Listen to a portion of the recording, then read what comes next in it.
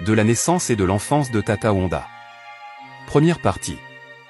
Né le 3 mars 1929 à Ndambo Kivuanza, un village perdu dans le territoire de Madiemba, dans l'actuel Congo central, de l'union entre Kisaka Nzeza Jean, son père, du clan de Dizongo Nyeti Makaba, et de Ngandu Mahamba Mantanta Elisabeth, sa mère, du clan de Mbamba Kalunga.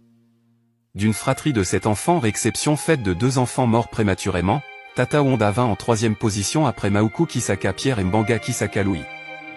Né dans les circonstances inouïes, sous un séchoir dit Bianou en dialecte, ce nouveau-né tout velu, dont le cordon ombilical eût été rompu à l'aide d'un welekessé et une herbe tranchante, et duquel le placenta avait été enterré au pied d'un bananier, fut baptisé de ses parents du nom de Wanda, nom leur indiqué par le prophète Kimbangu à Mbanza Sanda en 1921.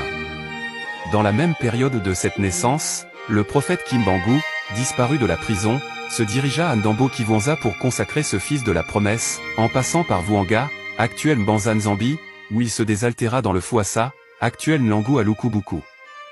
Le jeune Wanda connut une enfance féerique. Encore nourrisson, il pouvait disparaître du toit parental pour se retrouver dans des falaises. Au bout de quelques années seulement, il conversait avec les oiseaux dont il déchiffrait le langage. Il adorait s'amuser à la poterie en fabriquant des oiseaux d'argile. Et, d'étrange, lorsqu'il soufflait dessus, ces volatiles devenaient réels, et s'envolaient. Hélas! Il avait interprété fidèlement des songes même les plus alambiqués. Il fut à cet effet surnommé de Makitanda.